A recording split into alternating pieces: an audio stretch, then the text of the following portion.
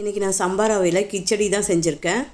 ரவை எந்த அளவுக்கு எடுக்கிறனோ அதுக்கு ஈக்குவலாக வெஜிடபிளையும் சேர்த்து தான் நான் கிச்சடி செஞ்சுருக்கேன். சம்பா ரவையில் உப்புமா, கிச்சடி, கஞ்சின்னு எது வேணாலும் செய்யலாம். நான் இன்றைக்கி வந்து கிச்சடி தான் செஞ்சுருக்கேன். சேனல் வீடியோ முதல் முறை பார்க்குறீங்கன்னா சப்ஸ்கிரைப் பண்ணிக்கோங்க ஃப்ரெண்ட்ஸ். சரி வாங்க செய்முறையை பார்க்கலாம். 200 கிராம் அளவுக்கு சம்பா ரவை எடுத்துக்கிறேன். இந்த கிளாஸோட அளவு வந்து 100 கிராமு. நான் இதில் 2 கிளாஸ் எடுத்திருக்கேன். ரவையை லைட்டாக அலசி ரெடியாக எடுத்து வச்சுக்கலாம்.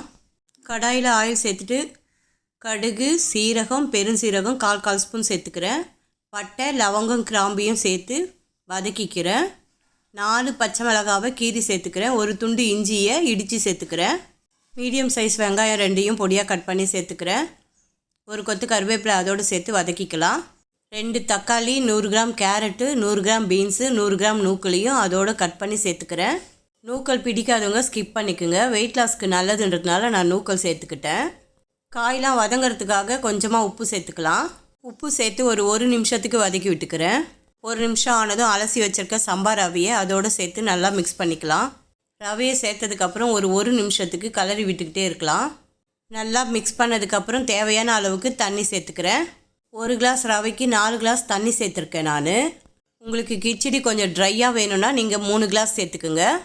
தண்ணி சேர்த்ததும் தேவையான அளவுக்கு உப்பு சேர்த்துக்கலாம். உப்பு சேர்த்து நல்லா மிக்ஸ் பண்ணிவிட்டு மூடி போட்டு மூடிக்கிறேன். ஸ்டவ்வை மீடியம் ஃப்ளேமில் வச்சு ஒரு 15 நிமிஷத்துக்கு வேக வச்சுக்கலாம்.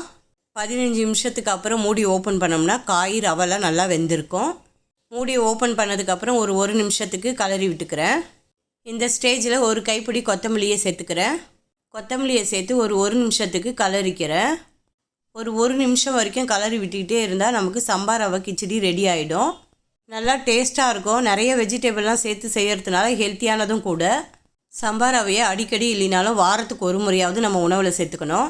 இந்த மாதிரி செஞ்சிங்கன்னா எல்லாருக்கும் பிடிக்கும். ட்ரை பண்ணுங்கள் ஃப்ரெண்ட்ஸ்.